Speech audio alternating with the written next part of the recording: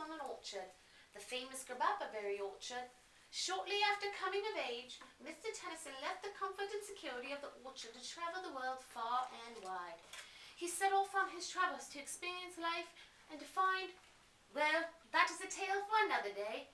In fact, Mr. Tennison has many a tale to tell, but the one that follows is the one of his very first Christmas. A package, Tennison? You must have gone into the village again. Yes, I did. Is there a problem with that? No, I suppose not.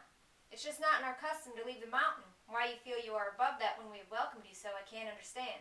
I suppose it is all for the best, though. You seem to have received an early Christmas present. A what? A Christmas present, Tennison. Haven't you ever heard of Christmas? No. It falls on December the 25th every year. I imagine it was about a week away by now. It is! When I was in the post office, I saw that it was the 17th. But how did you know? It's not like you have a calendar around here. Clearly your time on this mountain has been wasted, Tennison.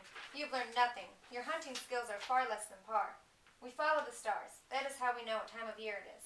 We'll open the package. Let's see what you got. Just more berries from my dad. You know how much Pitt likes them. The week leading up to the Christmas carried on with Tennison and the mountain men making preparations for a celebration. Tennison had seen lots of celebrations in his time, with the Tip-Tock-a-Naku hosting a harvest ceremony every year. But the mountain men's idea of a celebration was a lot more subdued. Tennison only did a little more work than normal. The men decorated the great pine in the camp with gilt horns colored with pigments from the earth. Tennison contributed to the decorating by stringing up berries, which preserved quite well on the cold, snowy mountain. Of course, the berries didn't last long, not with Pitt, who was often found with the berry juice stained on his chin.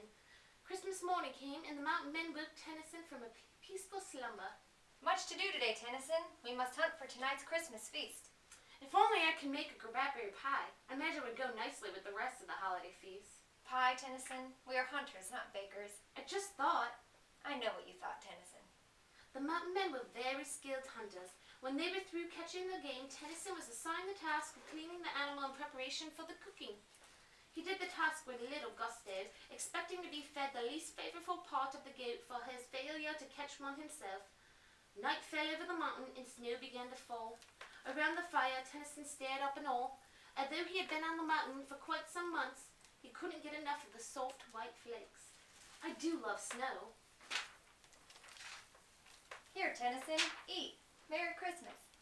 But this is the good meat, reserved for the hunter who caught our meal. It is Christmas. We all eat the good meat regardless of who caught it. Thank you. Could you tell me more about Christmas? Christmas, Tennison, is supposed to be about the birth of a Savior. Supposed to be? If you were to go down in the village tonight, you would see a spectacle of gaudy lights, families exchanging gifts with one another, and hear stories of a jolly old fat man in a ridiculous red suit. Tennison listens closely as he's told the story of the Savior and what Christmas has turned into. Tennison can't help but like the idea of a jolly old fat man or the idea of exchanging gifts. He hoped to one day spend Christmas with someone a little more festive. Ah, I'm stuffed. Thank you for such a good meal.